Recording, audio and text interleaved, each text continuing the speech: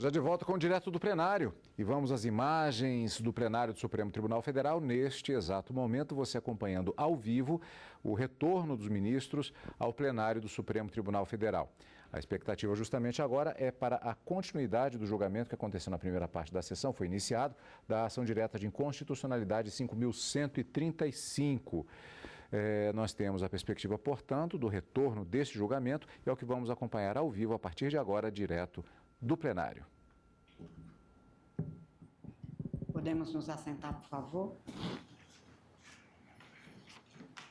Reabertos os trabalhos dessa sessão do plenário do Supremo Tribunal Federal e, em continuidade, às sustentações orais, convido o professor Elivaldo da Silva Ramos, procurador do Estado de São Paulo, a proferir a sua manifestação.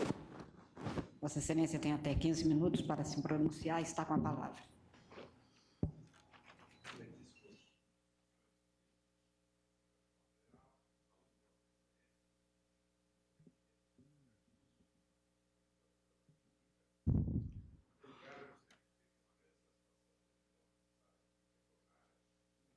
Para tratar de um assunto extremamente relevante, que é a questão do protesto das certidões de dívida ativa.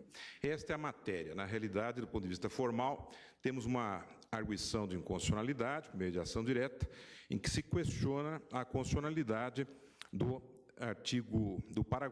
parágrafo único do artigo 1º da Lei Federal 9.492, de 1997. Introduzido por lei do ano 2012. Eu gostaria, na condição, inclusive, de amicus curiae, que é a condição do Estado de São Paulo, de falar um pouco sobre a nossa experiência paulista sobre o protesto de CDAs. Mas, antes disso, na ordem lógica da exposição, eu gostaria de tecer brevíssimas considerações sobre os vícios apontados pela entidade requerente da declaração de inconstitucionalidade. Sobre o aspecto formal, o vício formal, atinente ao processo legislativo, de fato, há uma discussão no plano doutrinário, embora majoritariamente a tese sustentada aqui não tenha acolhida, se discute se em projetos de lei de conversão de medida provisória se poderia incluir dispositivo estranho à matéria da própria medida. A questão do jabutis, que o senhor relator, ministro Barroso, já se referiu. Entretanto, não quer me parecer que essa questão, no presente caso, tenha qualquer relevância. O dispositivo que é questionado, o artigo 1º, na verdade, o parágrafo único desse dispositivo da Lei Federal 9.492, diz o seguinte: o protesto é o ato formal e solene pelo qual se prova a inadimplência e o descumprimento de obrigação originada em títulos e outros documentos de dívida. Ora, muito antes da legislação impugnada de 2012, já se fazia protesto de CDAs no Brasil, inclusive no Estado de São Paulo, com aval da Corregedoria Geral da Justiça do Estado de São Paulo, em parecer proferido no ano de 2005, mostrando que nessa expressão outros documentos de dívida se incluíam as CDAs. Na mesma linha, se orientou o Conselho Nacional de Justiça, no ano de 2009, aprovando um entendimento exatamente nesse mesmo sentido, portanto, antes da legislação que é aqui censurada. Essa legislação, na realidade, se limitou a declarar algo que já decorria do caput num parágrafo único perfeitamente dispensável, mas que foi introduzido nesta ocasião. Um dispositivo, se quisermos dizer assim, usando a expressão que a Procuradoria-Geral da República utilizou no seu parecer, meramente interpretativo. Logo, a questão do vício formal deve ser vista sob esse ângulo, e não é procedente o vício apontado. Do ponto de vista material, se questiona, e aí um pequeno reparo, dizer, não há propriamente inconstitucionalidade por ferir um suposto princípio de proporcionalidade. A proporcionalidade, na verdade, é um teste que se faz, é uma técnica que se usa de controle de constitucionalidade de legislação restritiva de direitos fundamentais. Não há, portanto, que se falar em proporcionalidade como parâmetro de uma declaração de inconstitucionalidade. Mas dentro desse teste, utilizado pela jurisprudência, notadamente da Corte Constitucional Alemã, nós temos três elementos fundamentais. O primeiro deles é a adequação. Ora, a medida legislativa aqui impugnada é perfeitamente apta a atingir os fins a que se direciona. Afinal de contas, o que foi dito e lido ainda há pouco, pelo protesto se prova a inadimplência de uma obrigação líquida, certa e exigível. E isto, o protesto é perfeitamente apto a essa finalidade. Então, não há que se falar em inadequação. Se falou aqui, inclusive, da tribuna, da desnecessidade da medida. Na aferição da necessidade, há que se verificar a efetividade da medida. Se há uma medida idêntica, com a mesma efetividade. E, na realidade, não existe. Vamos imaginar, por exemplo, os débitos de pequeno valor, natureza tributária. Em São Paulo, é o que nós exemplificaríamos com o IPVA. Ora, a maior parte dos débitos de IPVA são representados por certidões de dívida de um valor que não compensa a cobrança judicial. Na realidade, o Estado gastaria mais cobrando judicialmente do que deixando de cobrar. Mas, por outro lado, a advocacia pública e o Estado é obrigado a ter o poder-dever de cobrar essas dívidas, mesmo que isso representasse um prejuízo ao erário, em tese. Então, esse mecanismo do protesto, mecanismo extrajudicial, ele não tem outro equivalente para que se possa falar em desnecessidade da medida. Agora, se analisarmos do ponto de vista das empresas, verificar se haveria um outro meio menos oneroso, eu diria que a execução fiscal, como já foi dito aqui também, sob certo ângulo, é muito mais onerosa que o protesto. Através da execução fiscal, se pode fazer hoje bloqueio de conta bancária. É possível penhorar recebíveis, né? Ou seja, o nível de constrição é muito maior do que o que acontece com o protesto. Então, também sobre esse aspecto, não há que se falar em desnecessidade da medida. E, finalmente, a questão da proporcionalidade em sentido estrito, que é aferida aqui a partir, em primeiro lugar, do lado do poder público, o poder-dever de efetuar a cobrança. Do lado das entidades que são cobradas, das empresas que são cobradas, dos devedores, é saber se haveria uma compressão aqui da sua liberdade de iniciativa, liberdade de funcionar enquanto empresa, do seu direito de propriedade, enfim, aspectos referentes aqui às liberdades públicas nesse tópico. E, na realidade, nada disso existe. Quer dizer, a empresa que tem o seu título levado a protesto, ela continua funcionando perfeitamente, não há nenhum impedimento à sua atividade empresarial. Da mesma maneira, em relação ao direito de propriedade, não há nada que se possa vislumbrar aqui de violação a esse direito, ou de compressão desse direito.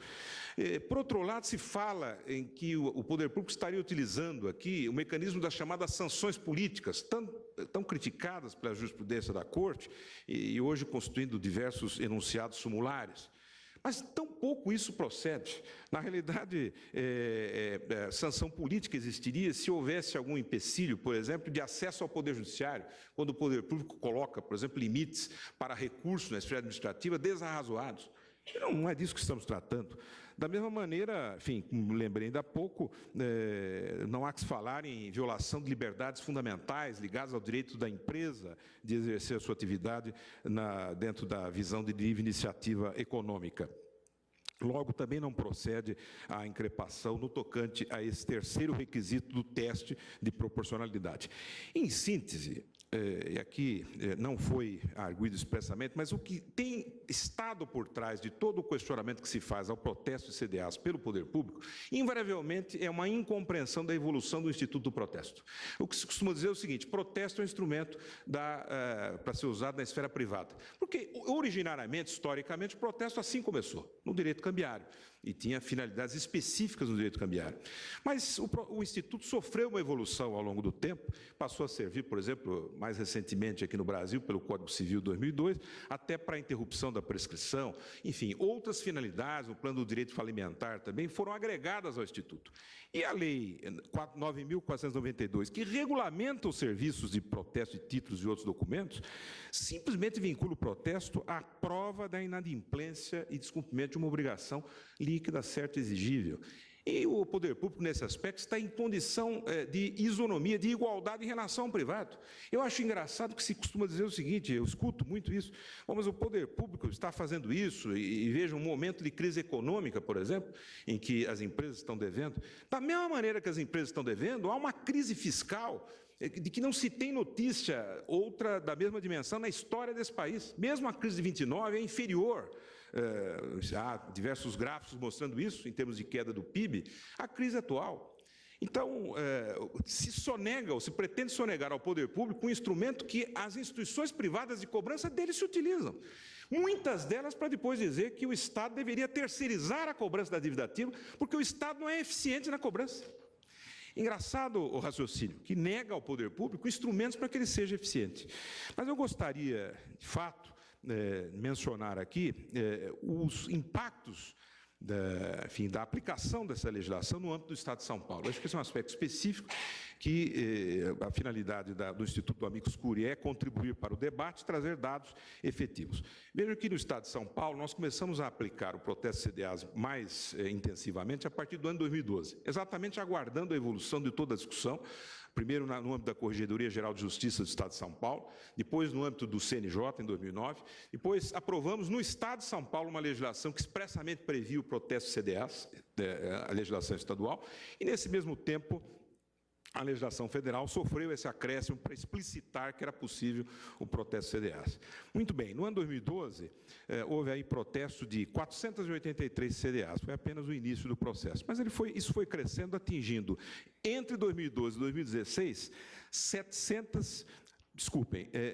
começou com 1.999 CDAs, atingindo, de 2012 até 2016, 4.673.000 CDAs protestadas no Estado de São Paulo.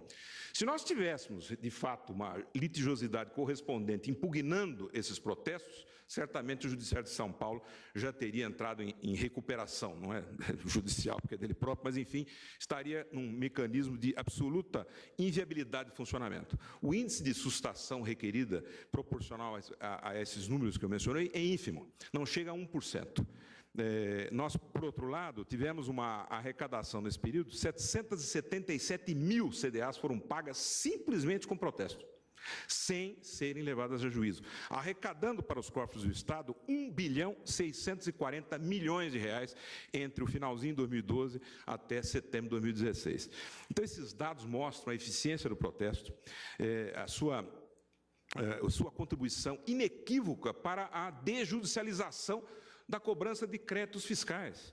Se não houvesse esse mecanismo, nós teríamos ingressado com quase 800.000 ações nesse intervalo de tempo, somente lembrando aquelas que foram pagas, que foram honradas. Então, de fato, o mecanismo do protesto, ele é eficiente, diminui a judicialização de execuções e, se tem alguma questão, se coloca muitas vezes que, se explora aqui o efeito extrafiscal do protesto, porque o protesto está sendo usado para pressionar o devedor, mas esse é o dever do credor, ainda mais o credor fazenda pública. O credor tem que pressionar o devedor mesmo a honrar as suas obrigações. De outra maneira, não só nós estaríamos prejudicando, não é, o interesse público, sob esse aspecto de cobrança de algo que pertence ao patrimônio público, mas inclusive inviabilizando a competição do setor econômico privado. Não, se pode olhar essa matéria sob esse outro ângulo também. Cada devedor que deixa de honrar com o seu débito tributário e fica tranquilamente ali aguardando um processo de execução, que muitas vezes ele apresenta bens a penhora e vai aguardar a demora natural do processo judicializado, é um elemento a mais para uma concorrência desleal entre empresas privadas. Porque o que paga, mesmo em ambiente de crise, é aquele que se esforçou, parcelou o seu débito e pagou. Claro que tem um ônus muito maior do que aquele que não pagou e pode praticar preços, portanto, mais competitivos. Então, além do mais, há esse último aspecto, que estaríamos dando uma enorme contribuição, na verdade, para desorganizar o próprio mercado produtivo, portanto, prejudicando a própria iniciativa privada.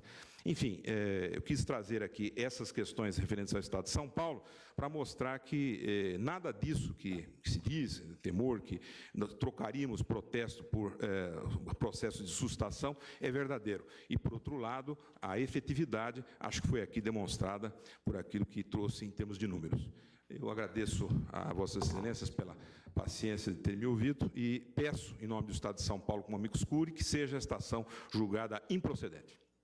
Agradeço a Vossa Excelência e convido a falar pela Confederação Nacional do Sistema Financeiro, o doutor Daniel Correia. Vossa Excelência também tem até 15 minutos para falar e está com a palavra. Excelentíssima Senhora Presidente, Ministra Carmen Lúcia, Excelentíssimo Senhor Relator, Ministro Roberto Barroso, Excelentíssima Senhora Ministra, Excelentíssimos Senhores Ministros, todo Procurador-Geral da República, senhores servidores, colegas advogados aqui presentes, senhores. Muito foi dito aqui a propósito de o protesto da CDA configurar-se ou não numa sanção política. A CNI entende que se trata de sanção política. Os procuradores do Estado entendem que não se trata de sanção política. Pois bem, segundo a jurisprudência deste Supremo Tribunal Federal, as sanções políticas revelam exatamente as restrições não razoáveis ou desproporcionais ao exercício da atividade econômica ou profissional lícita, utilizadas, e este ponto é necessário que nós façamos um destaque, utilizadas como forma de indução ou coação ao pagamento de tributos. Fecho aspas, isso foi mencionado aqui por este tribunal, no RE 550-769, Rio de Janeiro, no voto do relator ministro Joaquim Barbosa.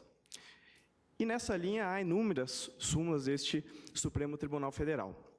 Pois bem, o parâmetro para se aferir se se trata ou não de sanção política é a proporcionalidade. Este é o parâmetro constitucional que nós temos para verificar se, no caso concreto, o protesto das CDAs constitui ou não sanção política. E nessa linha, a jurisprudência aqui do Supremo é farta. Em maio deste ano, o Supremo teve a oportunidade de julgar a questão relacionada à alegação de inexequibilidade de título judicial já em fase de embargos de execução, a DIN 2418, sob a relatoria do eminente ministro Teori Zavascki, e se disse, abro aspas, a legitimidade da solução oferecida pelo legislador ordinário supõe observância de critérios de razoabilidade e proporcionalidade, a fim de não comprometer mais do que o estritamente necessário de qualquer dos valores ou princípios constitucionais colidentes. Julgamento em 4 de maio de 2016. E, nesse mesmo sentido, a farta jurisprudência, aqui eu mencionaria o recurso extraordinário 413-782, de relatoria do eminente ministro Marco Aurélio, julgado em 17 de 3 de 2005, a DIN 2551, de Minas Gerais, do eminente ministro Celso de Mello, julgado em 2006, esses dois últimos precedentes especificamente em matéria tributária, no sentido de que impõe-se ao Estado, no processo de elaboração das leis, a observância do necessário coeficiente de razoabilidade decorrente do devido processo legal. E, pois bem, a proporcionalidade e a razoabilidade, nesse sentido, nada mais é do que a adequação entre meios e fins. E o protesto da CDA preenche esses requisitos, que são verificados a partir da necessidade, adequação e proporcionalidade em sentido estrito. Para a CONCIF, não há o preenchimento de nenhum desses requisitos.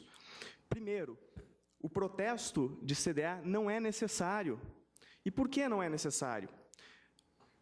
Primeiro, nós precisamos verificar para que serve o protesto. O protesto, em geral, serve para fazer a prova da inadimplência de uma obrigação. A partir disso, se poderá exigir aquela obrigação. Pois bem, a CDA, por si só, já se presta a isso. A CDA já dá publicidade acerca da dívida tributária e a CDA já possui presunção de liquidez e certeza decorrentes da lei. É o artigo 204 do CTN, é o artigo 3º da Lei de Execuções Fiscais, quem determina a presunção de certeza e liquidez da CDA. Qual é, então, a necessidade do protesto? A resposta só pode ser uma, e isso foi admitido aqui da tribuna pelo Estado. A finalidade do protesto é cobrar a dívida. Pois bem, passando-se dessa questão relacionada à necessidade da CDA, verifica-se que ela também não é um meio adequado para tanto. Por quê? Primeiro, porque se não é necessário, obviamente não é adequado por uma questão lógica. Mas mesmo para o fim direto a que se pretende, quer dizer, mesmo para a cobrança da dívida, o protesto da CDA não é adequado, porque a Fazenda Pública já dispõe de um instrumental recheado de privilégios, diga-se de passagem, para a cobrança de seus créditos, inclusive com a previsão, que é amplamente utilizada pelos juízes, de primeiro grau principalmente, de penhora online nas contas das empresas.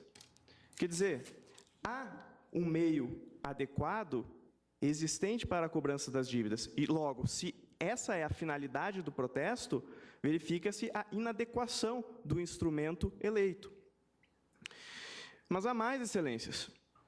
O protesto da CDA é desproporcional em sentido estrito. E por que é desproporcional em sentido estrito? Porque, sob a ótica do devido processo legal substancial, o protesto da CDA ele impõe um salto. Ele põe um salto sobre o procedimento legalmente previsto. Quer dizer, se antecipa a cobrança antes do executivo fiscal, que seria feito judicialmente, mediante uma coação desproporcional do contribuinte. E aí, a AGU disse aqui da tribuna que o protesto da CDA não ilidiria o executivo fiscal, que os dois conviveriam em harmonia. Ora, excelências, foi dito aqui da tribuna também que 3 dias depois do protesto da CDA, o valor da dívida, a dívida é paga. Ora, se a dívida é paga, evidentemente, o executivo fiscal foi esvaziado. Então, ilide, sim, o executivo fiscal. E daí por que é desproporcional? Porque prejudica direitos e garantias individuais, prejudica a inafastabilidade do Poder Judiciário em relação ao controle de legalidade dos atos do poder público e prejudica o princípio da livre iniciativa. Nesse sentido, inclusive, o Supremo Tribunal Federal já teve a oportunidade de se pronunciar e dizer que não é possível, aspas, o abandono dos mecanismos no sistema jurídico para a apuração e cobrança dos créditos tributários, por exemplo, ação de execução fiscal, em favor de instrumentos oblíquos de coação e indução. Fecho aspas, isso foi dito na DIN 173, sob relatoria do ministro Joaquim Barbosa, julgada em 20 de março de 2009. Ou seja, sob esse aspecto se verifica, na verdade, que a CDA ela busca afastar esse controle jurisdicional dos atos da administração tributária, ofendendo, portanto, a inafastabilidade do Poder Judiciário prevista no artigo 5º 35 da Carta Maior. Relembre-se ainda, por fim, excelências, em relação a este tópico, que, abro aspas, no sistema brasileiro, a fase de cobrança extrajudicial restringe-se à notificação do contribuinte para que pague voluntariamente o seu débito. Isso foi dito pelo Supremo no RS 591033, portanto, a partir daí o que se tem é a cobrança mediante o executivo fiscal, com devido processo legal, com ampla defesa, com contraditório. E a desproporcionalidade se manifesta também por violação à livre iniciativa. Essa cobrança, ela mitiga a livre iniciativa porque ela suja o nome daquele que possui débitos tributários para com o Estado. E isso tem grande repercussão para o empresário, que não poderá contratar empréstimo com instituições financeiras, que terá dificuldades em contratar fornecedores, enfim, que terá dificuldade para a realização de todos os atos normais da vida civil e empresarial. Inclusive, a Concif apontou na sua manifestação que isso atinge particularmente os correspondentes bancários, que, em face do protesto de determinada dívida, às vezes até mesmo indevida, se verão em dificuldades de dar prosseguimento aos contratos bancários. Mas há mais, excelências. E isso é importante. O protesto de CDA, além de ofender o princípio da proporcionalidade, ele afronta a isonomia que deve existir entre o poder público e o cidadão. E por quê? Porque ao cidadão, ao contribuinte, não é dado protestar as dívidas que o poder público tem para com ele. O cidadão não tem condições de protestar os créditos que detém contra o poder público. Precisará se submeter à fila dos precatórios. Precisará se submeter a um procedimento previsto legalmente e na Constituição. Por que a Fazenda Pública não deve se submeter também ao regramento imposto pela lei? Nesse sentido, inclusive, o Supremo Tribunal Federal, na ADIM 4357, declarou a inconstitucionalidade da compensação forçada, aquela compensação que o poder público impunha aos contribuintes no momento da expedição do precatório. E lá foi dito que questões relacionadas à diminuição das execuções fiscais não justificavam a medida. O eminente ministro Luiz Fux disse à época, eu peço vênia para ler um trecho do voto de Sua Excelência, abro aspas, ora, as mesmas razões que justificam a compensação dos débitos titularizados pela Fazenda também justificam a compensação dos seus créditos. Não há razoabilidade mínima na diferenciação das hipóteses. Os valores maiores de justiça e eficiência estão presentes com a mesma intensidade em ambas as situações. Se a compensação de débitos da Fazenda evita o ajuizamento de execuções desnecessárias, e não há dúvida, o protesto com certeza evitará o ajuizamento de algumas execuções fiscais desnecessárias. E prossegue o excelentíssimo ministro Luiz Fux. O mesmo ocorre com o particular que é credor do fisco e vê-se executado por débitos tributários de qualquer outra natureza. Prestigiar apenas o credor fazendário ou, sob outra perspectiva, proteger apenas o devedor público é usar a retórica da justiça eficiente para oprimir o particular. Fecho aspas. A DIN 4357, publicada em 27 de nove de 2014. E vejam, excelências, foi dito aqui da taxa de congestionamento em relação aos executivos fiscais, não se nega isso. Há um problema grave, sim, no Poder Judiciário brasileiro, mas esse problema grave não é solucionado com medidas simples. Ao toque de mágica, os problemas complexos não se resolvem com medidas simples. Portanto, e muito menos com a afronta a direitos e garantias individuais, como é o caso, na inafastabilidade do Judiciário.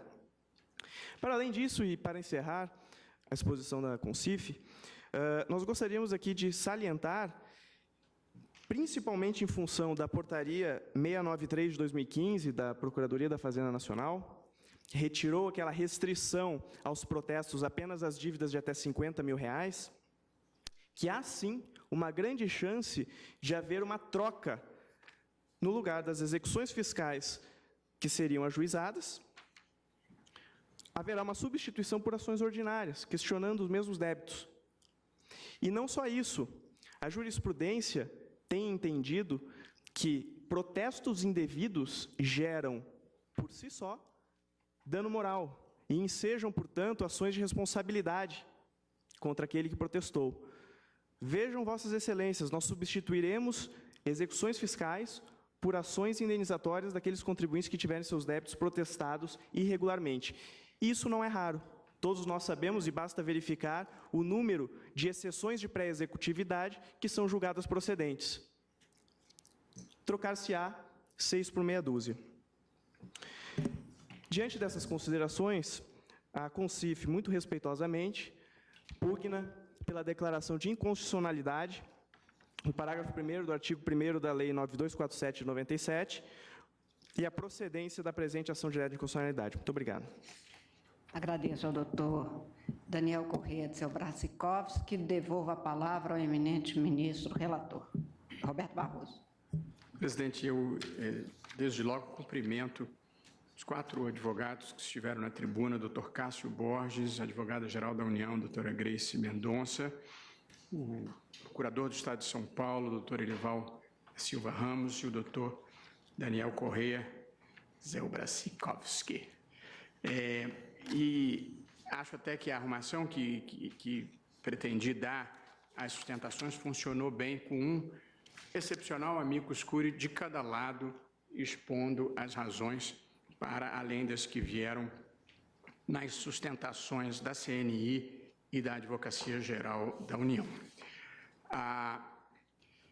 Essa é uma discussão pontual de uma situação concreta. O Supremo não pode, se pudesse até seria bom, discutir em termos macro o sistema tributário nacional, que precisa de uma reforma urgente.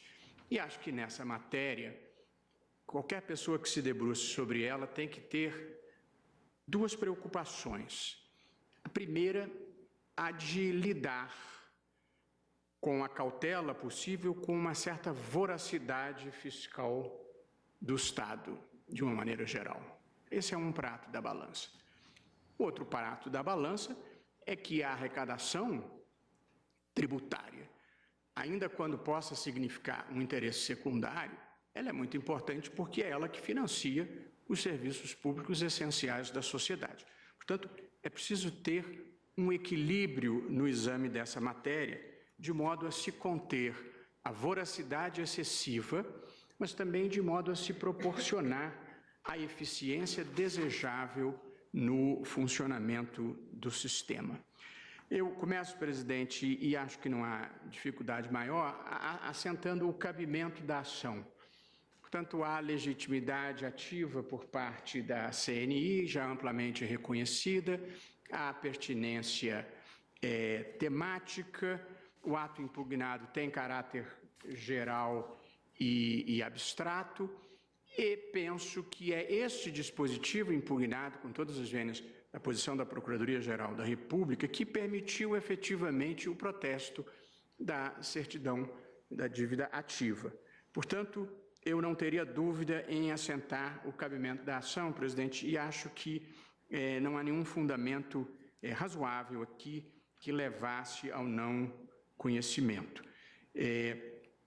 Também quanto à questão da inconstitucionalidade formal, como já reconheceu o doutor Cássio Borges, falando pela CNI da tribuna, ela não se aplica aqui. A queixa é que, em uma medida provisória em que se tratava de modificações no setor elétrico, foram acrescentadas emendas, uma delas voltada para o protesto do CDA, sem nenhuma pertinência temática com a proposição original.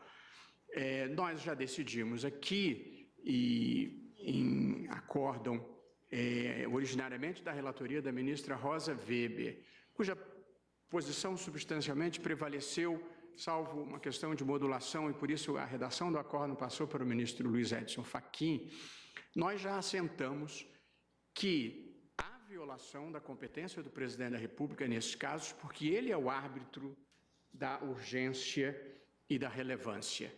Em segundo lugar, há uma violação ao devido processo legal, porque a carona na medida provisória modifica o devido processo legislativo de aprovação de leis, além de reduzir o debate público e, de certa forma, limitando o espaço democrático no próprio parlamento. De modo que não há nenhuma dúvida de que esses contrabandos, esses jabutis, são inaceitáveis, constituem um costume, uma prática que o Supremo considerou inconstitucional.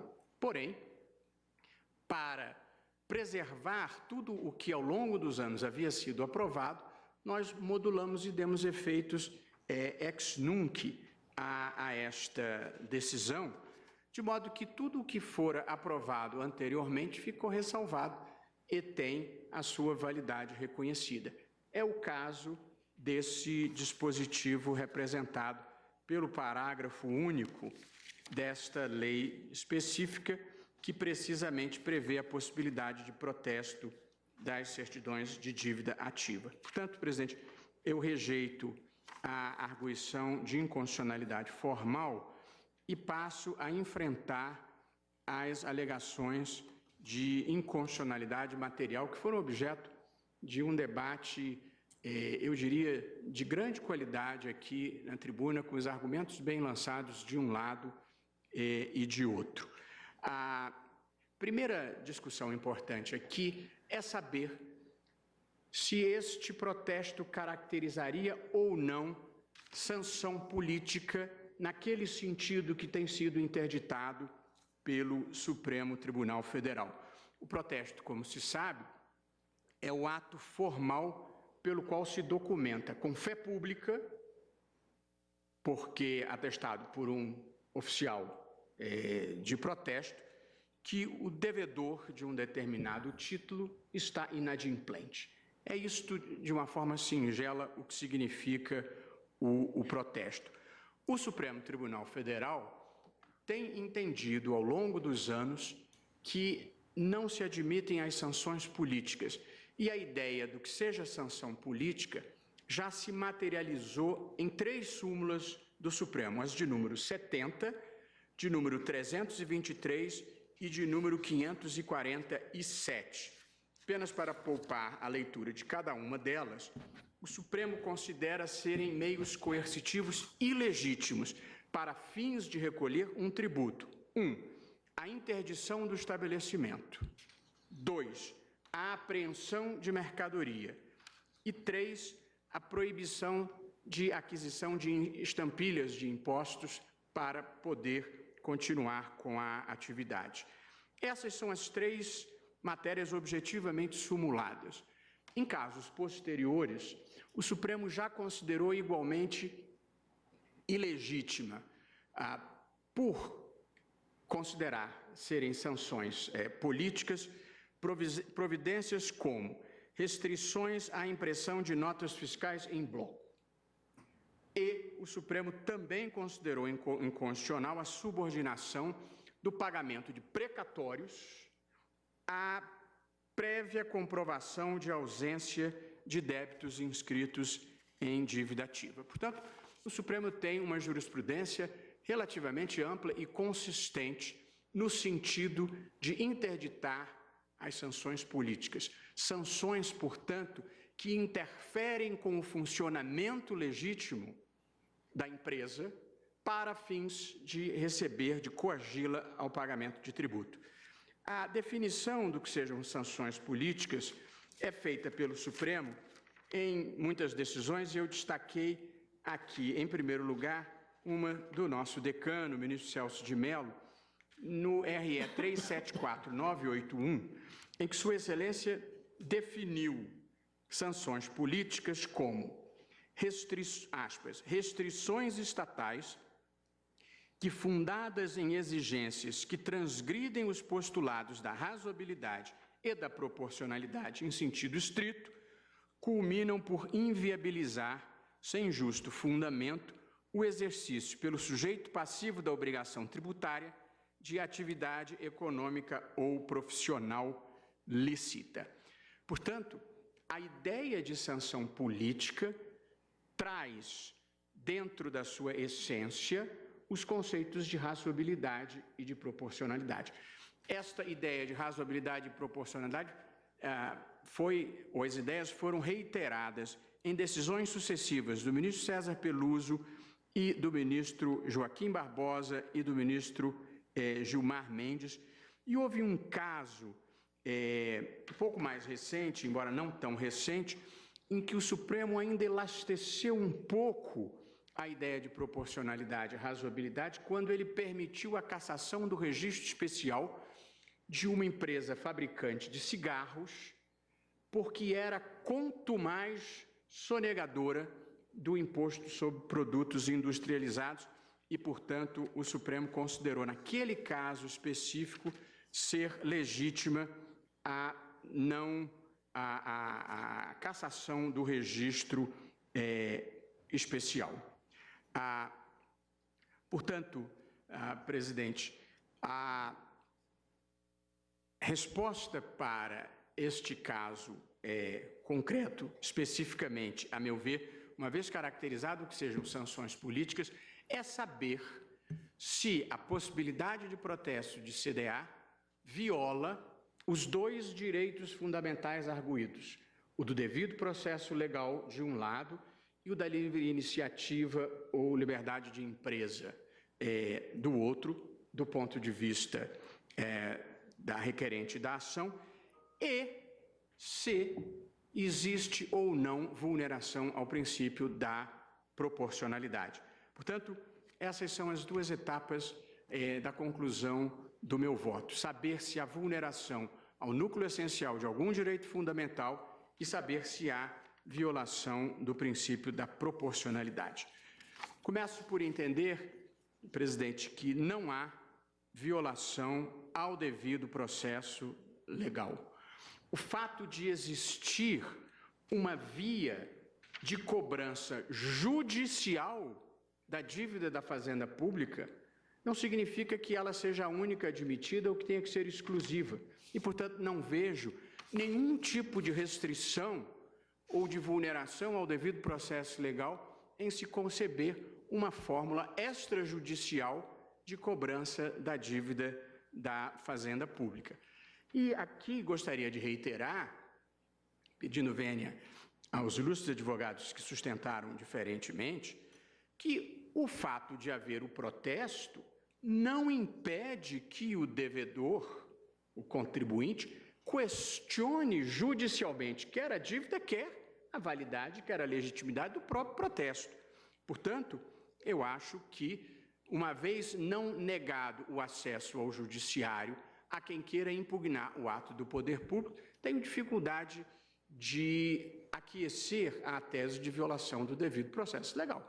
Portanto, há um mecanismo previsto na legislação da execução fiscal e há um novo mecanismo previsto na legislação da cobrança extrajudicial, que, aliás, está à disposição de todo e qualquer particular que integre o sistema econômico brasileiro. Portanto, eu rejeito a tese da violação ao devido processo legal. O segundo argumento é o de que haveria violação à livre iniciativa e à liberdade profissional. E aqui o argumento é o de que a publicidade dada ao protesto, ela, de certa forma, importaria, como consequência indireta, eu digo, em restrições ao crédito, o que eventualmente poderia inviabilizar a empresa.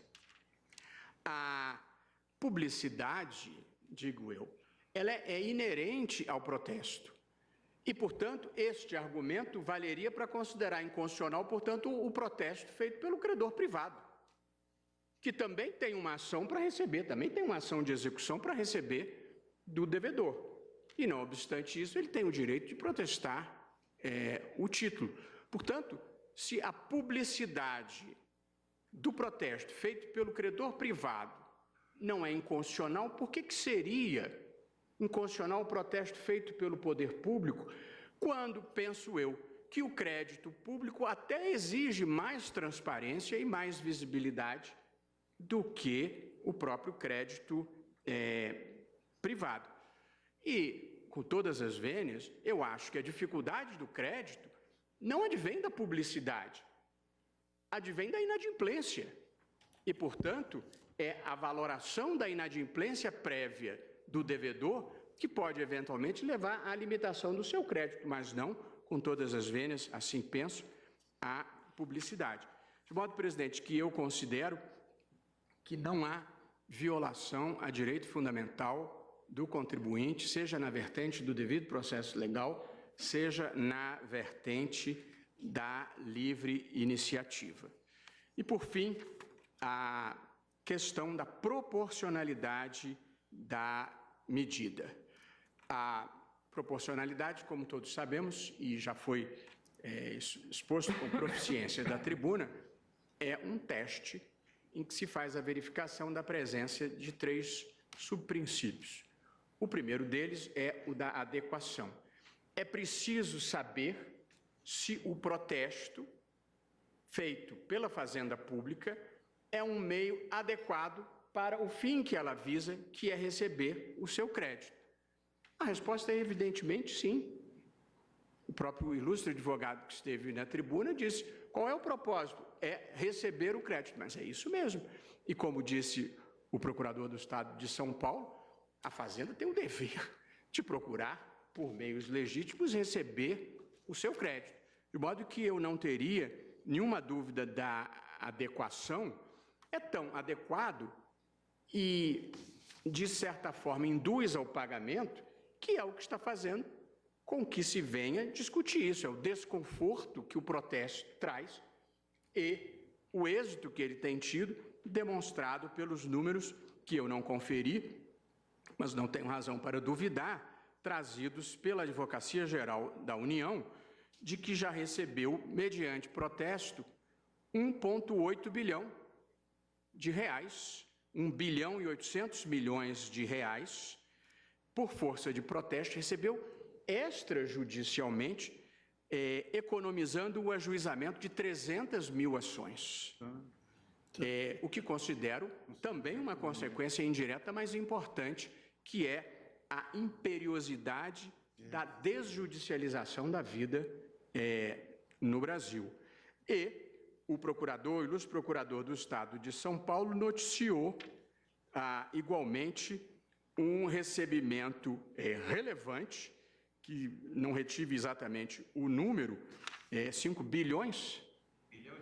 1 bilhão e 600, e, segundo Sua Excelência, com a não propositura de 800 mil ações perante o Poder Judiciário de São Paulo. Portanto, eu não tenho nenhuma dúvida da adequação demonstrada, inclusive, pelos resultados exibidos pelas partes que estiveram na tribuna.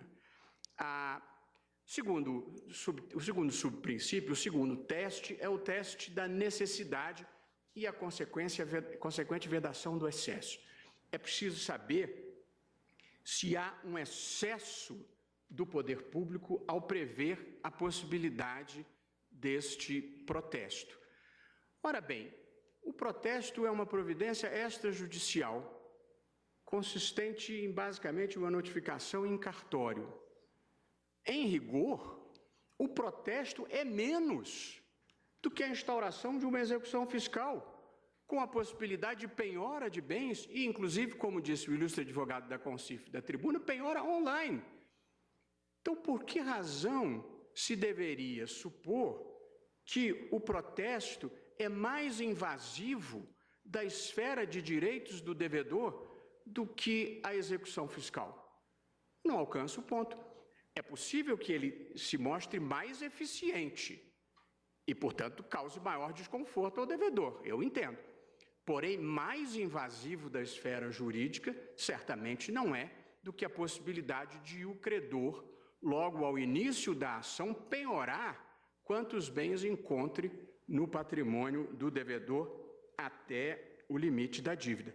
E aqui há um dado importante, acabou de ser divulgado pela Justiça em Números, do Conselho Nacional de Justiça, que cerca de 40% das ações, das 70 milhões de ações que estão em tramitação no Brasil, cerca de 40% são de execuções fiscais. E de execuções fiscais que têm uma taxa de congestionamento de 90%. Taxa de congestionamento pode até parecer um nome chique, mas taxa de congestionamento quer dizer que não anda. 90% quer dizer que 90% das ações que estavam ajuizadas em 2015 continuaram em 2016 sem que nada tivesse acontecido. O nível de satisfação foi menos de 10%. Portanto, a justiça brasileira, quase metade dos processos são representados por execução fiscal. Portanto, qualquer alternativa legítima de cobrança pela Fazenda Pública, que em algum lugar terá que vir. E acho que até a desjudicialização desta cobrança, por cobrança administrativa. A Justiça não dá conta. Portanto, não consigo entender por que a pecha de desnecessidade ou de excesso. Pelo contrário, a desjudicialização é imperiosa. Claro que uma desjudicialização por alternativas legítimas. E não consigo entender por que o protesto feito pelo credor privado seria legítimo e o protesto feito pelo credor público não seria legítimo. E, por fim, quanto à proporcionalidade, presidente, em sentido estrito, é claro que o devedor inadimplente que não pode ou não quer pagar, ele tem um evidente desconforto com qualquer providência que, de alguma forma, o obrigue a ter que saldar aquela obrigação. Mas eu não acho que este interesse em permanecer inadimplente, porque se a dívida não for líquida e certa, se a dívida for contestável, ele tem o direito de contestá-la. E se o protesto for ilegítimo, ele também tem o direito de contestá-lo. Portanto, ninguém está aqui defendendo a cobrança ilegítima. Nós estamos aqui imaginando o caso padrão do devedor inadimplente que não paga.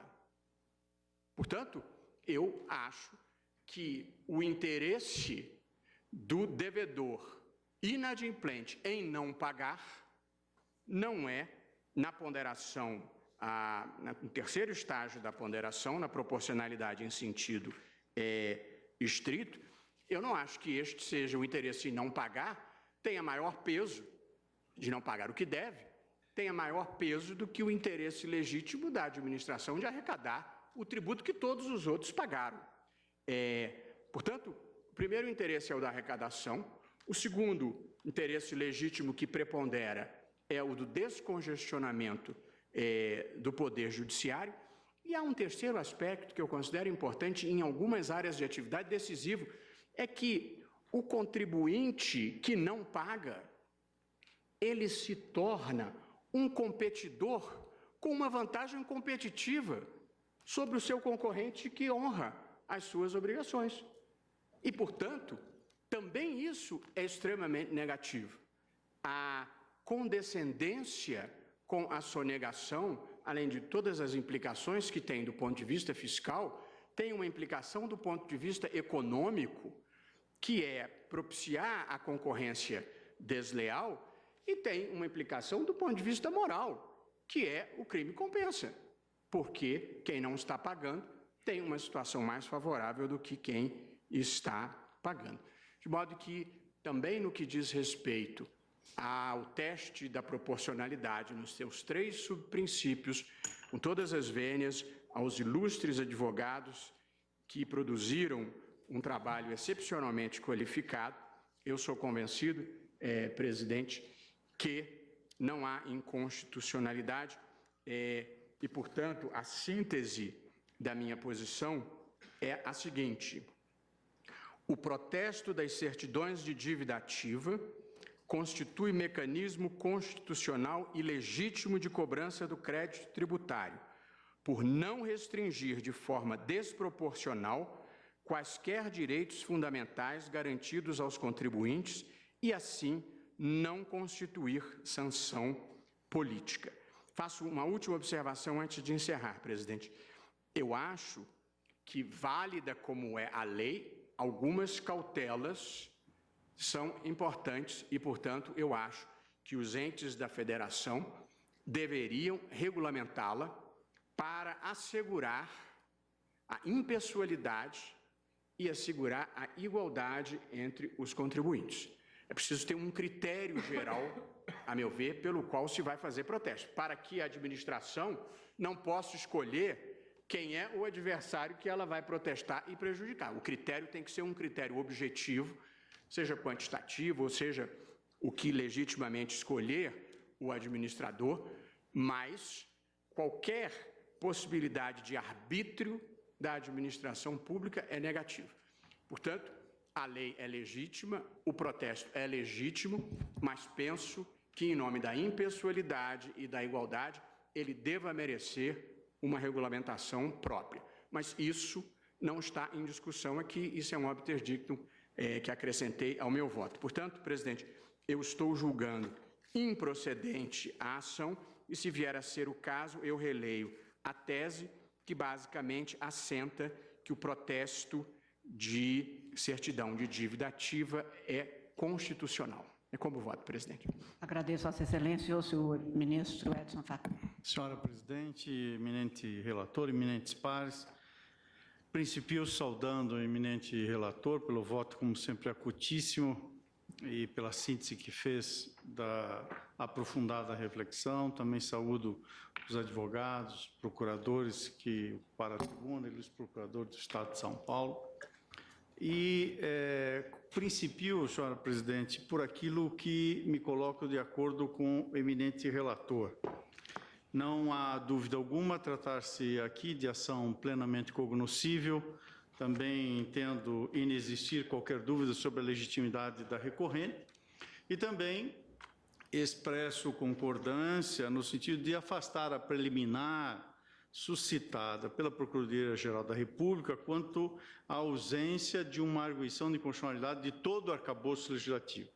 O dado objetivo é correto, de fato, argue-se em constitucionalidade do parágrafo único do artigo 1º desta lei de 97, alterada pela lei de 2012 em face de emenda a projeto de lei de conversão de medida provisória 577 de 2012. Nada obstante, o núcleo central da arguição está nesse parágrafo único e não creio que se possa focalizar o eventual efeito prático de extrair do caput do artigo aquilo que se contém no parágrafo único e, portanto, numa eventual declaração de inconstitucionalidade, poderia-se, portanto, imaginar uma tentativa de reconstruir o sentido da norma em tese declarada inconstitucional a partir do caput do artigo onde se situa esse parágrafo único. Portanto, não vejo aí problema, tal como apontado, e afasto também essa preliminar.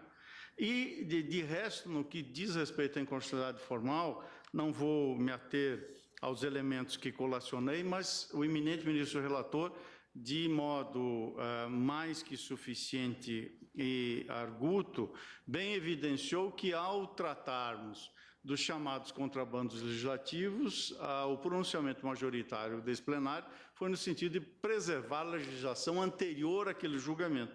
Portanto, trata-se aqui de uma decisão de 15 de outubro de 2015 e não há dúvida alguma cogitar-se de legislação anterior a esta data e, portanto, insere-se naquela modulação que não implica em reconhecimento de inconstitucionalidade. Portanto, até aqui, senhor presidente, estou de acordo com o eminente relator. Todavia, me permito divergir e entender que há, sim, inconstitucionalidade material nesta questão.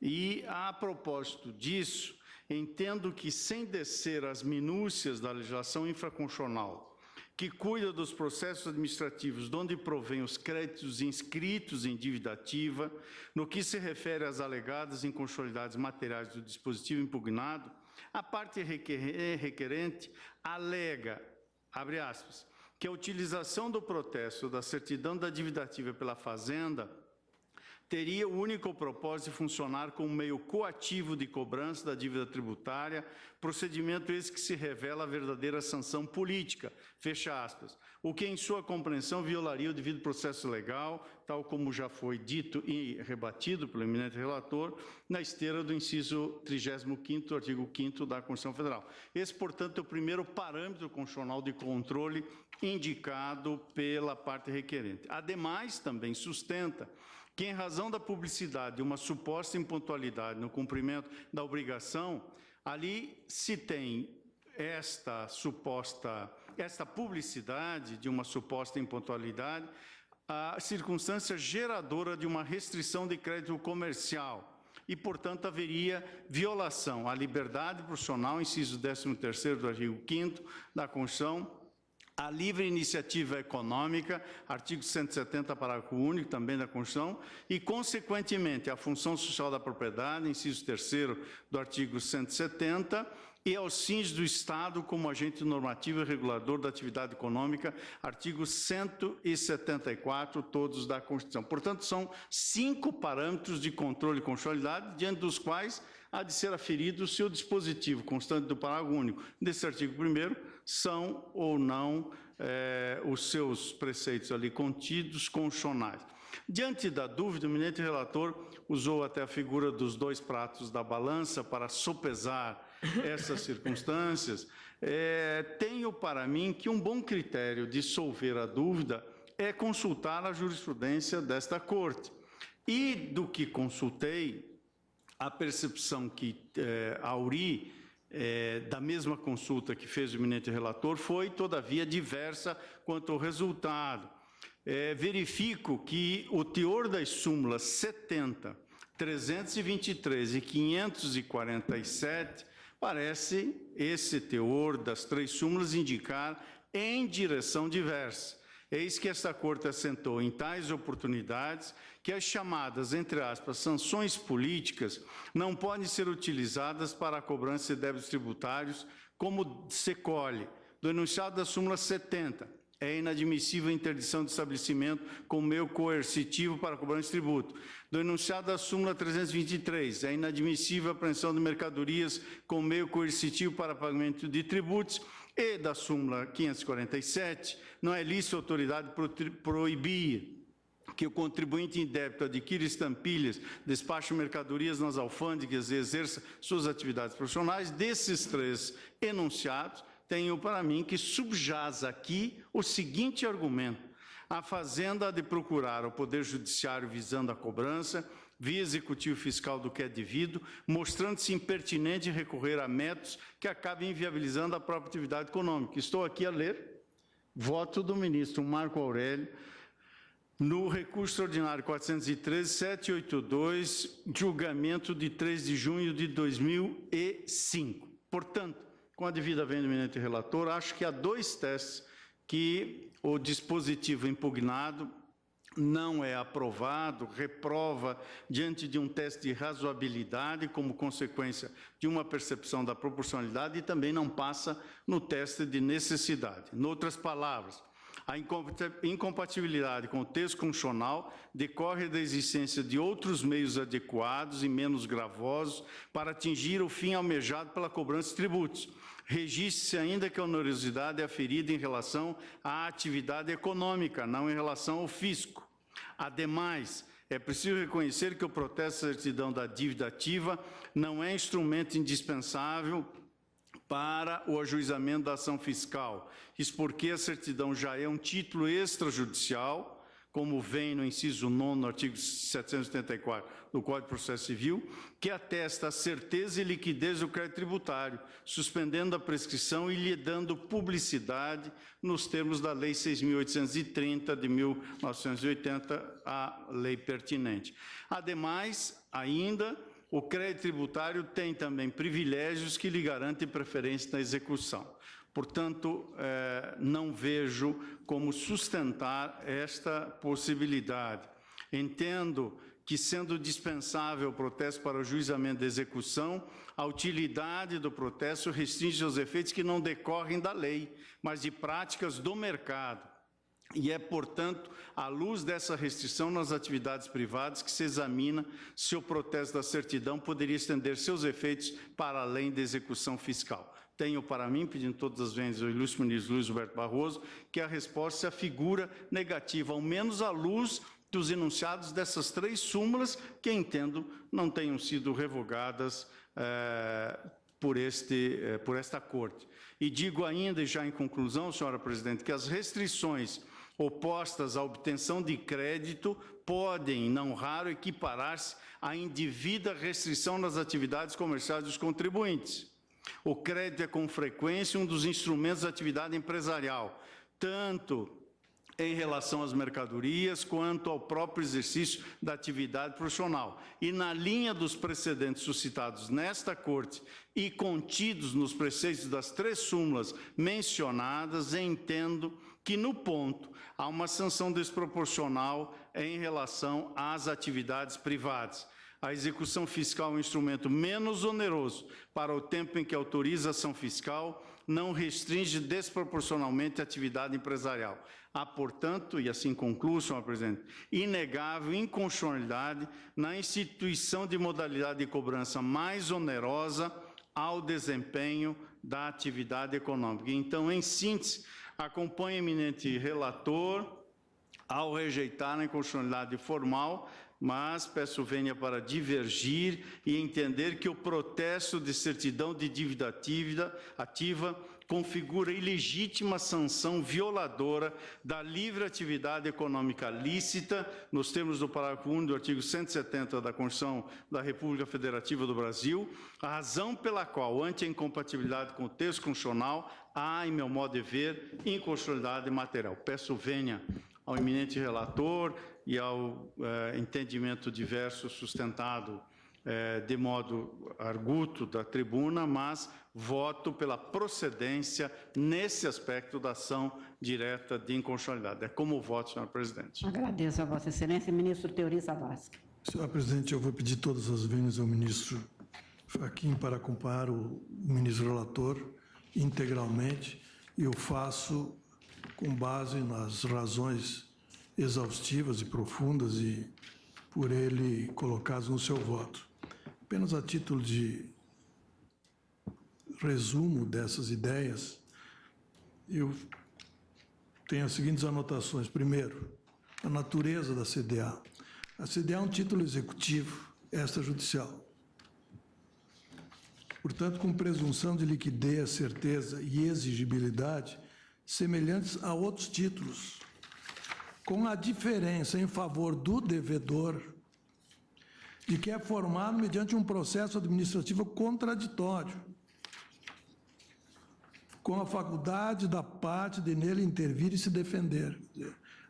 A certidão de dívida ativa só é formada depois de um processo administrativo contraditório. Não é uma iniciativa discricionária da administração pública. E, ao cabo desse processo administrativo,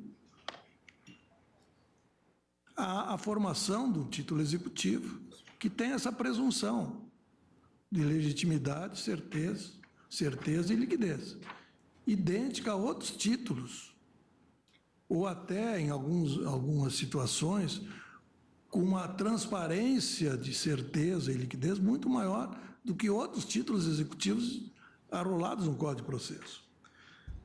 Quanto ao protesto, o protesto, me parece esse que seria o argumento mais importante, no meu entender. O protesto não inibe o amplo direito de acesso ao judiciário,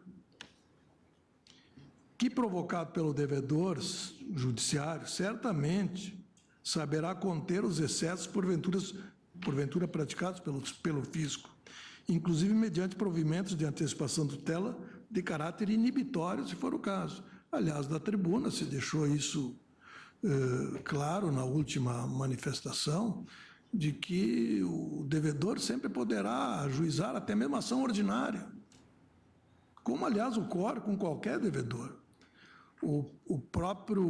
Os próprios embargos à execução têm essa natureza de ação autônoma, em que o devedor se opõe à execução. Isso ocorre não apenas em relação à CDA, como ocorre em relação a todos os demais títulos. Não vejo nenhuma inibição de acesso ao judiciário. Isso realmente seria um vício grave, mas não há isso. Isso, evidentemente, não ocorre aqui. Terceiro lugar, sanção política. Sanção política por ser um meio de exigir o pagamento. Eu não vejo por que seria uma sanção política exigir o pagamento. Se isso fosse um meio ilegítimo para o fisco, seria também em relação a qualquer contribuinte. Eu penso que o ministro relator colocou bem. O Estado tem não apenas a faculdade, mas tem o dever de cobrar suas dívidas. A execução fiscal, sob esse aspecto, seria a maior sanção política, porque a execução fiscal tem justamente essa finalidade. A sanção fiscal tem a finalidade de coagir o devedor a pagar. Então, sob esse aspecto, não vejo nenhum caráter de ilegitimidade. E a pergunta que o relator colocou é adequada. Por que esse meio seria legítimo para o particular e não seria legítimo para o fisco nas mesmas condições? Eu penso que aqui o protesto está sendo atacado por sua eficiência e não pela sua ineficiência. Quer dizer, quando se fala aqui, eu ouvi da tribuna, sobre adequação, especialmente o princípio da adequação, na verdade nós tínhamos que falar da inadequação, da execução fiscal. A execução fiscal, sim, é um meio de cobrança provadamente inadequado. Provadamente inadequado. Essas estatísticas de que 40% do estoque de processos judiciais se referem à execução fiscal, essa estatística é estarrecedora. E essa é a verdade, porque hoje a execução fiscal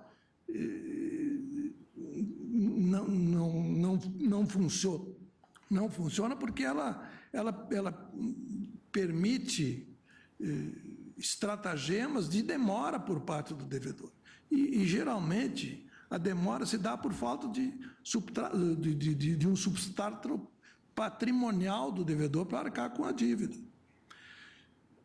Lamentavelmente, o judiciário arca com esse ônus, que acho que é injusto, de ter essa estatística e de se dizer, e é uma verdade, embora não seja uma verdade que deve ser carregada contra o judiciário, de que a execução fiscal não funciona. E não funciona. Os processos ficam parados nas prateleiras do Poder Judiciário. Está mais que na hora de tomar medidas de desjudicialização da cobrança da dívida ativa. Aliás, se nós formos olhar com cuidado, nós vamos perceber que hoje a dívida ativa, a formação do título executivo, que seria, vamos dizer assim, o equivalente ao processo de conhecimento.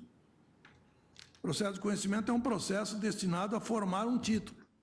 O processo de conhecimento em relação a tributos, ele já está feito extrajudicialmente. O processo de conhecimento, que é um procedimento administrativo que leva a CDA, de formação do título, ele já é extrajudicial. Eu não vejo nenhuma razão, pelo contrário, acho que se deveria caminhar celeremente para isso. Não vejo nenhuma razão por que não se possa promover atos de cobrança, também que seria o equivalente à execução, extrajudicialmente, sempre garantindo, obviamente, o direito de se defender. Quer dizer, inverteria a iniciativa de provocar o judiciário.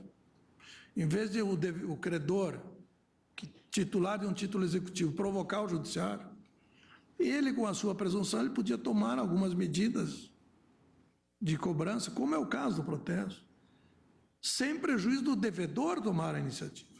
Aliás, na famosa execução extrajudicial prevista no Decreto-Lei 70, o Supremo já enfrentou essa questão e julgou, numa jurisprudência antiga e tradicional, que esse tipo de medida é perfeitamente legítimo, não inibe o acesso ao judiciário. De modo que eu não vejo, com todas as vênias do ministro Fachin, nenhuma inconstitucionalidade nessa medida. Pelo contrário, eu acho que medidas como essas, que são equivalentes às medidas asseguradas a todas as pessoas particulares, devem ser não apenas criadas, mas até incentivadas, para que se desjudicialize o máximo possível as controvérsias que podem ser resolvidas extrajudicialmente. Eu acompanho o relator sobre isso. Agradeço a Vossa Excelência, ministra Rosa Weber.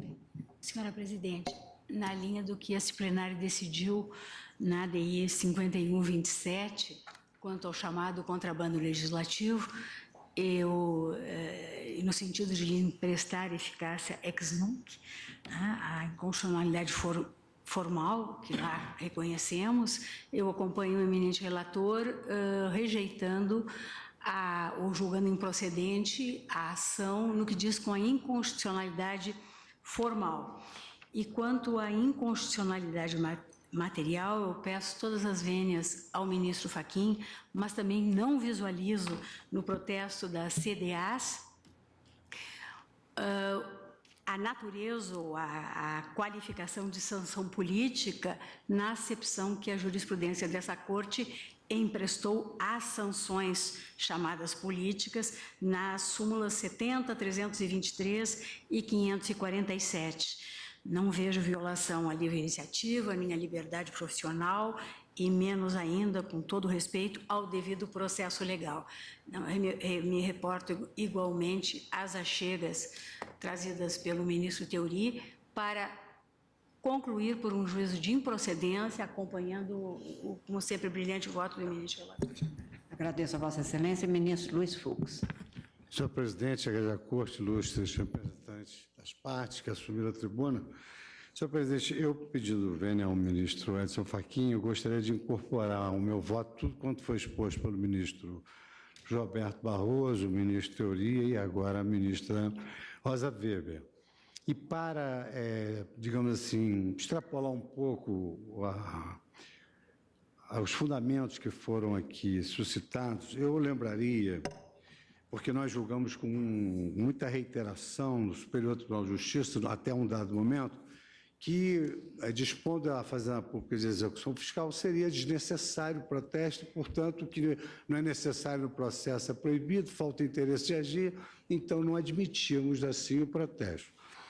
Sucede que esse protesto agora já não se discute mais, porque ele veio através de uma normação primária. Do artigo 183 do Código Tributário Nacional, ele dispõe que a enumeração das garantias atribuídas neste capítulo ao crédito tributário não exclui outras que sejam expressamente previstas em lei. Então, na verdade, isso aqui é mais uma garantia ao crédito tributário. Nós temos a cautelar fiscal, temos uma série de medidas de proteção do crédito tributário com uma revelação da supremacia do interesse público. E não é possível fazer uma equiparação isonômica, porque o credor particular, ele pretende obter o seu crédito pro domo sua, ao passo que o Estado pretende obter o seu crédito pro populo, para satisfazer as necessidades coletivas. A contrapartida do particular, à luz do princípio da igualdade, é exatamente aquilo que o ministro Barroso destacou, que é a possibilidade de impugnar o protesto judicialmente e até mesmo obter uma reparação por danos pelo protesto indevido. Então, a grande inconstitucionalidade aqui parece ser a eficiência desse protesto judicial. Mas eu queria trazer também uma pequena análise que hoje se tem feito do processo judicial à luz de uma análise econômica. O professor Louis Cadier, da Universidade de Sorbonne, o professor Steven Chavel, de Harvard, eles analisam hoje o processo como sendo um fenômeno importante para a economia. O próprio Banco Mundial ele faz um ranking de países que assimilam bem os negócios de acordo com o seu sistema processual. E hoje, na análise econômica do processo, um dos meios que se observa é como é que um país trata da solução dos litígios através de meios alternativos que não os meios judiciais. E esse protesto ele veio exatamente com essa finalidade, de fazer com que se resolva extrajudicialmente aquilo que cotidianamente se resolvia judicialmente. Tanto assim que o próprio Superior Tribunal de Justiça já mudou a sua jurisprudência chancelando esse protesto judicial. Nós aqui estamos analisando um ângulo constitucional. E sobre esse ângulo constitucional, incorporando as razões que já foram expostas, eu relembraria algo que é extremamente importante, que está intimamente ligado à efetividade da prestação judicial e à eficiência do sistema de exigibilidade das dívidas como um todo. É que no segundo Pacto Republicano, assinado agora em 2009, cuidou-se, dentre outros objetivos, da efetividade da prestação jurisdicional. E no anexo das matérias prioritárias consta um item 2, agilidade e efetivação da prestação jurisdicional. Item 2.11, revisão da legislação referente à cobrança da dívida ativa da Fazenda Pública, com vista à racionalização dos procedimentos em âmbito judicial e administrativo. De sorte que, na verdade, não há inconstitucionalidade, pelo contrário, há um prestígio à supremacia do interesse público e à eficiência na atuação da Fazenda Pública, que deve exigir os seus débitos com muita celeridade e agilidade na medida em que ela o faz para a satisfação das necessidades coletivas. Eu acompanho o eminente relator. Ministro Dias Toffoli. Presidente, também eu peço ao ministro Fachin para acompanhar os relatores, os ministros que com eles somaram. Não há mais o que acrescentar, penso que os votos proferidos nesse sentido contemplam todo o meu pensamento, mas não poderia deixar de louvar as sustentações orais aqui realizadas. Aliás, não só neste caso, como no caso anterior da DPF, tivemos uma tarde bastante primorosa no que diz respeito às orações apresentadas da tribuna e também da bancada pelo procurador. Um dia muito interessante para acompanhar os temas, muita qualidade nas sustentações. Eu acompanho o relator com vênia do belíssimo voto, bem fundamentado voto trazido pelo ministro Fachin. Agradeço a Vossa Excelência, ministro Marco Aurélio. Presidente, quanto à improcedência do vício formal, já há maioria absoluta de 6 votos. E no tocante ao vício material, se tem 5 votos julgando improcedente o pedido formulado na inicial desta DIN. Presidente, os resultados práticos mencionados da tribuna, a meu ver, provam em demasia. E aí vou aludir daqui a pouco ao princípio de determinismo, que nada surge sem uma causa, sem uma motivação. Longe de mim, presidente, cogitar da prolação de um voto a partir da autodefesa, considerada avalanche de processos. Tenho que votar segundo o figurino constitucional, já que estamos diante aqui de um processo que revela o controle concentrado de constitucionalidade. Distingo, presidente, sobremaneira o interesse primário da administração pública do interesse secundário. E, no caso, nós temos apenas em jogo, sob a minha ótica, o interesse secundário da administração pública, não o interesse primário que diz respeito à coletividade, à sociedade em geral. Vou à lei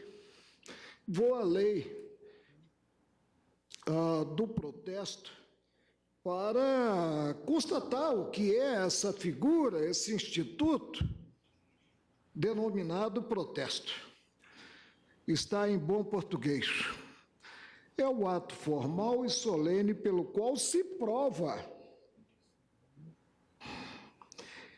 a inadimplência e o descumprimento de obrigação originada em títulos e outros documentos de dívida. Procedo, presidente, à interpretação sistemática, tendo em conta esse dispositivo, que é o artigo inicial da Lei 9.492 de 1997 e o artigo 3º da Lei de Execução Fiscal, a revelar que, no caso, se tem um vazio quanto à previsão do parágrafo único do artigo 1º da lei definidora do protesto, introduzido esse parágrafo, e só agora descobriram que a Fazenda pode protestar. A certidão da dívida já é uma certidão, gozando de presunção, eu admito, relativa, de veracidade. Da dívida ativa, só agora descobriram, em 2012, a possibilidade desse protesto. O que está no artigo 3º a que me referi, da Lei 6.830 de 1980, a presunção de veracidade da certidão da dívida pública, a publicidade mesmo da certidão da dívida pública, ao preceituar esse artigo 3º, que a dívida ativa regularmente inscrita goza da presunção de certeza e liquidez. Presidente, vou à teoria da verdade, o problema da verdade, teoria do conhecimento de um armênio que cito sempre, porque adotei as lições como lições constantes para o exercício do ofício judicante, Jacob Azarian. O princípio do determinismo estampa que nada surge sem uma causa. Surgiu o protesto da certidão da dívida ativa para alcançar-se o que está previsto no artigo 1º da Lei 9.492, alcançar-se o ato formal e solene pelo qual se prova a inadimplência e o descumprimento de obrigação originada em títulos e outros documentos de dívida? Não, presidente. O objetivo não foi esse. O objetivo foi único e temos que dizer com todas as letras. Foi induzir, mediante uma coerção para mim, política, mais não poder, o devedor a satisfazer o débito. Se diz que, havendo protesto, Pode aquele que já se defronta com algumas dificuldades para liquidar o débito com o poder público ingressar em juízo. Também, se não pudesse, aí nós estaríamos vivendo dias terríveis no nosso imenso Brasil. Mas o que ocorre se placitar o protesto é que se inverte a ordem normalmente observada, a ordem que revela o ingresso do credor em juízo para haver o que devido, passando aquele que já tem dificuldades para sustar o protesto, com as consequências que foram ressaltadas quanto à livre iniciativa, tal como prevista na Carta da República pelo ministro Luiz Edson Fachin, terá ele que ingressar em juízo, invertendo-se a ordem natural das coisas, inclusive com o pagamento de custas, com o preparo da ação a ser ajuizada, quando nós sabemos que a Fazenda não está, pela própria Lei 6.830, de 80, compelida a esse preparo.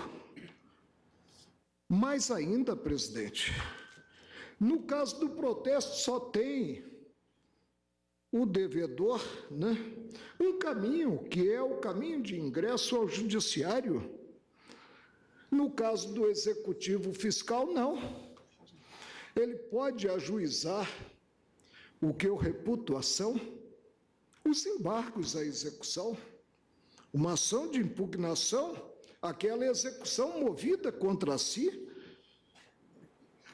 Eu não posso, sob pena de adotar o veso popular, segundo o qual a corda estoura do lado mais fraco, inverter essa ordem, que essa ordem decorrente do próprio arcabouço normativo nacional.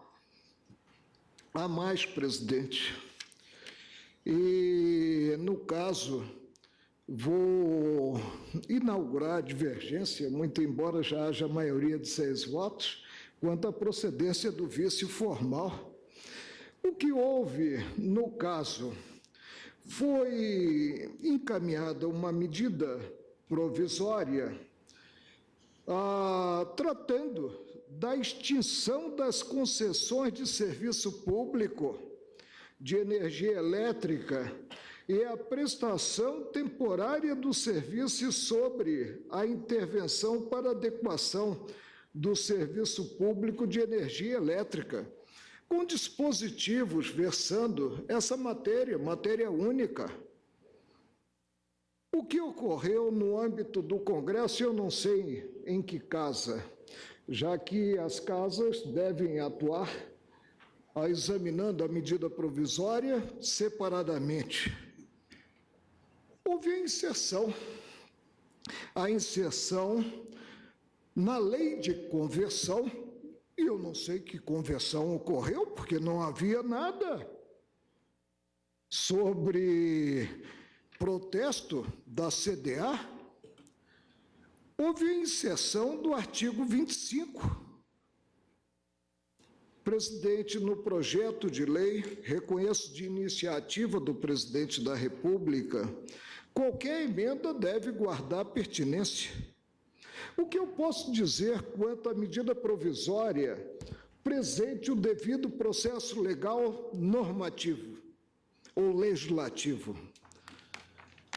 Eu só posso dizer que é cabível, reconheço que é cabível a aprovação de emenda, mas que tenha sintonia, sob pena de o Congresso substituir-se ao presidente da República no ato primeiro do processo legislativo, legal legislativo. Há de haver uma pertinência mínima temática, porque, caso contrário, como entendo, haverá a substituição e não estará sendo observado o devido processo, já que a tarefa do Congresso é única, é converter a disciplina legal submetida a uma condição resolutiva, que é a não aprovação pelo Congresso. Converter em lei. De duas, uma. Ou há conversão do existente, não do inexistente, sob pena de inaugurar-se a normatividade, o que contraria, como ressaltei, o devido processo. Ou há conversão ou não há. A conversão admitida, como admito, sem dúvida, a possibilidade de emenda que se mostre com uma sintonia mínima ante o ângulo da pertinência temática, uma sintonia mínima com o pontapé inicial dado pelo chefe do Poder Executivo no que editou a medida provisória. E aqui é de clareza solar que o que surgiu, não quero utilizar o vocábulo utilizado pelo ministro Luiz Roberto Barroso, o que surgiu foi um jabuti. Pegou-se carona, não sei onde esteve essa inspiração dos representantes do povo brasileiro, que despiram-se, a meu ver, dessa representação. Pegou-se uma carona na medida provisória que tratava, vamos repetir, da extinção das concessões de serviço público de energia elétrica e a prestação temporária do serviço sobre a intervenção para adequação do serviço público de energia elétrica e dispôs-se sobre algo totalmente novo, inaugural, estranho a mais não poder aos parâmetros da medida provisória, que foi a possibilidade de protesto, né, da CDA, da certidão da dívida ativa. Presidente, acolho o pedido formulado quanto ao vício formal. E insistirei nessa tecla, sempre, que há de haver uma correlação mínima entre o conteúdo da medida provisória e o conteúdo da lei de conversão, viabilizada a emenda, desde que se guarde certo parâmetro quanto a essa emenda. Relativamente ao vício material, nós sabemos que o protesto é um instituto bilateral. Aquele que hoje protesta, amanhã pode ter título protestado. E aí se tem a observância de algo salutar, considerado os ares democráticos da Carta de 1988, que é a isonomia de tratamento. Foi ressaltado da tribuna. O contribuinte que for credor não pode levar a protesto o que seja, e temos os documentos previstos na lei de regência, né, contra a fazenda pública. Já aqui, a meu ver, o sistema não fecha. Mas há mais. O protesto, tradicionalmente, no nosso ordenamento jurídico, sempre esteve ligado a relações jurídicas comerciais. E sempre visou a publicidade e sempre visou um reforço de certeza e liquidez. O inadimplemento daquele que conste do título levado a protesto como obrigado. A lei já outorga.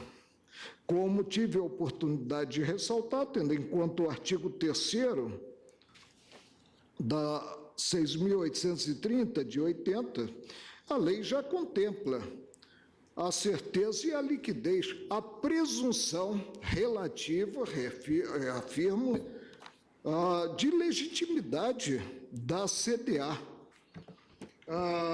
Não tenho a menor dúvida que o protesto é algo muito nefasto e que alcança a credibilidade junto ao mercado de quem tem o título protestado. E aí, evidentemente, essa credibilidade ela fica abalada pelo protesto. No caso concreto, tendo em conta o parágrafo único da lei em comento, né, a finalidade, como eu ressaltei a partir do princípio do determinismo, a finalidade do protesto foi única.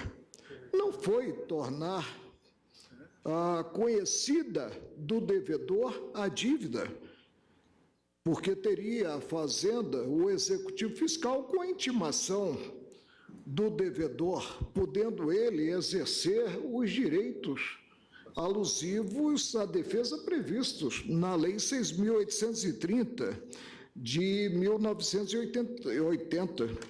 A finalidade, presidente, foi única, foi a coação, como reconhecido com honestidade intelectual da tribuna. Foi a coação do devedor, porque, evidentemente, tendo em conta as repercussões nefastas do protesto, ele tende a correr nessa indução imprópria, ele tende a correr e a liquidar o débito, porque as consequências do protesto, vamos ter presente esse aspecto, as consequências são seríssimas. Mas há mais, presidente, a nossa jurisprudência.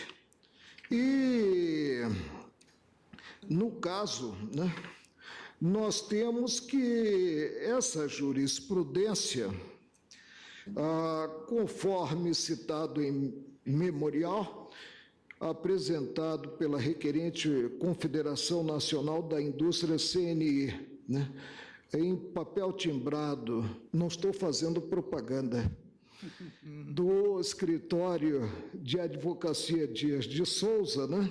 Essa jurisprudência, ela apresenta uma base maior, tendo em conta a segurança jurídica, e o direito deixa de ser uno, né, no território brasileiro, se as decisões variarem de acordo com o órgão julgador, essa jurisprudência é toda no sentido de reclamar que qualquer ato por parte do poder público, tendo em conta débito fiscal, deve repousar na proporcionalidade e, portanto, deve ser visto com muita cautela. Começo citando um precedente no recurso extraordinário 550-769, Rio de Janeiro, da lavra do ministro Joaquim Barbosa, quando Sua Excelência, e houve um endosso pelo plenário, consignou: entende-se por sanção política as restrições não razoáveis ou desproporcionais ao exercício de atividade econômica ou profissional lícita, utilizadas como forma de indução ou coação ao pagamento de tributos. Precisava para outra coisa. Precisava a Fazenda Pública do protesto a não ser para induzir e coagir? Não, presidente.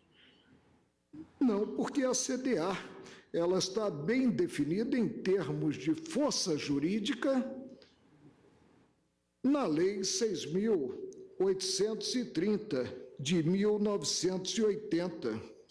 Prossigo, presidente, e chego também, pegando a cola desse memorial, né?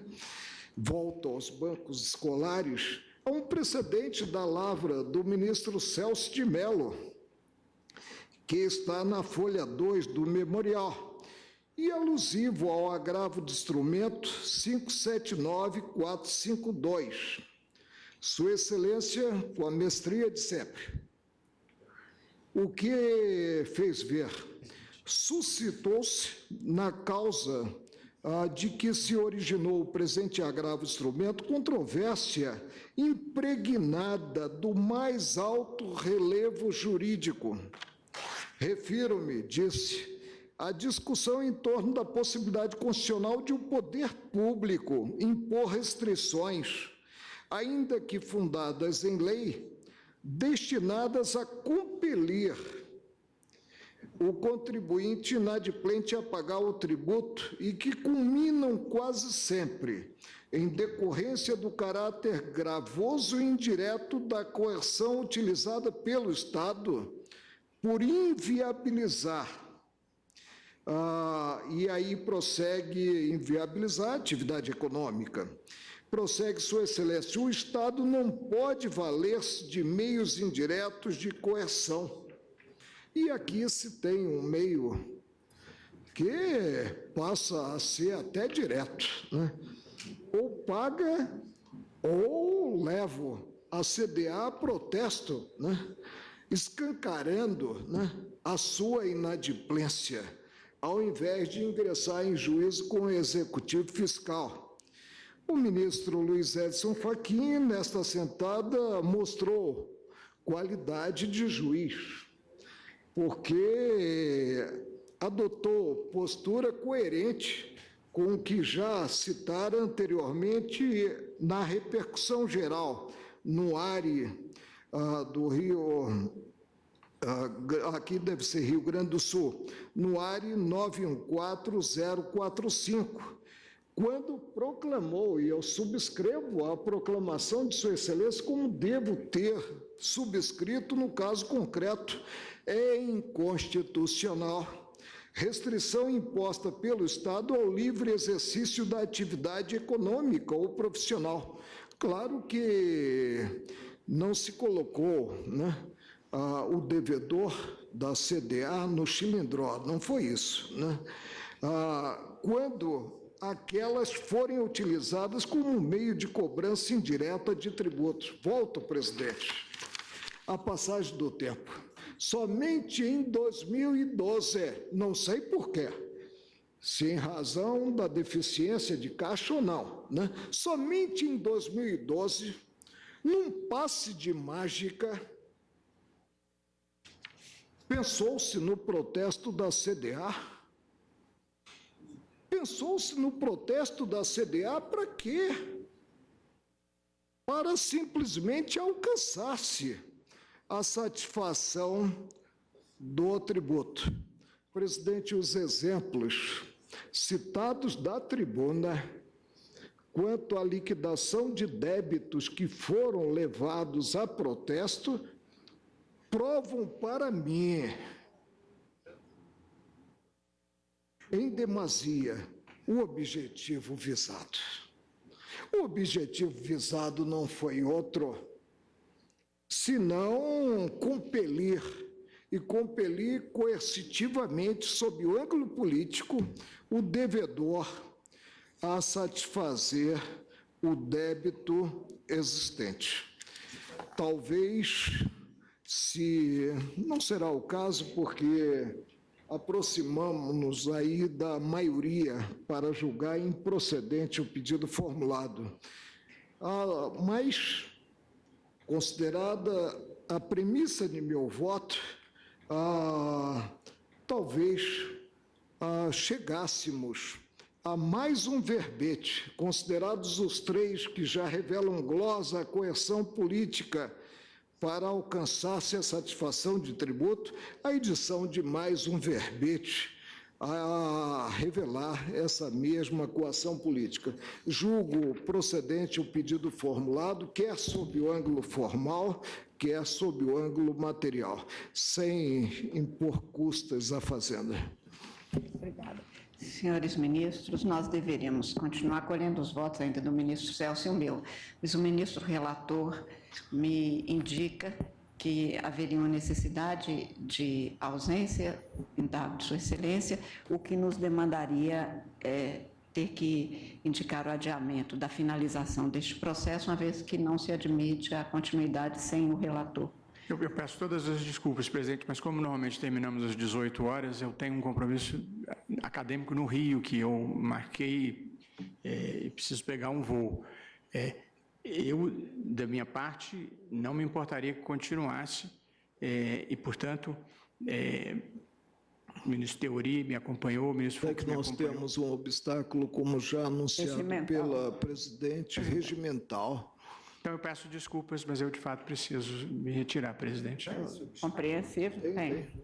Tem uma tradição. De toda sorte, então, se os ministros concordarem, no início da sessão, da segunda parte da sessão de quarta-feira, que a primeira parte é dedicada à homenagem ao ministro César Peluso pela sua aposentadoria, no início da segunda parte começaríamos tomando os votos do ministro Celso e o meu e finalizaríamos este julgamento, até porque o ministro que estará ausente já votou, então com isso nós teríamos o quórum completo. Agora, é claro que, de qualquer maneira, o regimento interno, ele diz sempre que é possível, quer dizer, proceder-se ao julgamento com a presença do relator.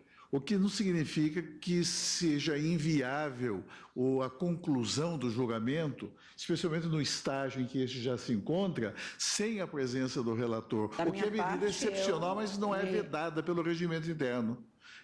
Da minha parte não teria problema. O problema só é que tem uma tese, inclusive, eu acho que não haveria prejuízo em deixar por uma razão, ministro. Porque nós estamos hoje com a ausência de dois, um deles poderá votar na próxima sessão. Não, tudo bem. Então talvez conviesse deixar... Como for melhor. Como for melhor para todos.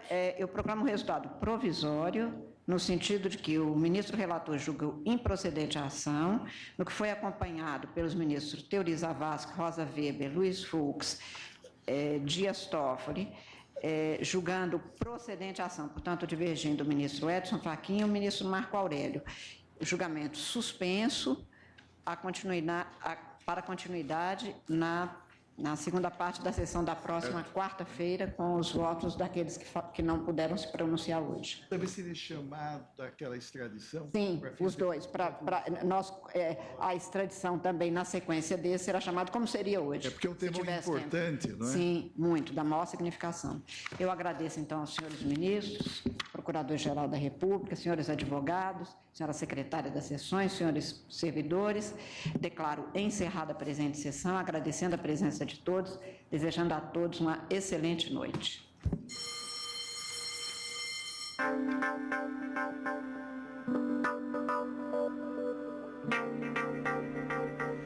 Por aqui fica esta edição do Direto do Plenário, com a transmissão ao vivo da sessão plenária desta quinta-feira no Supremo Tribunal Federal.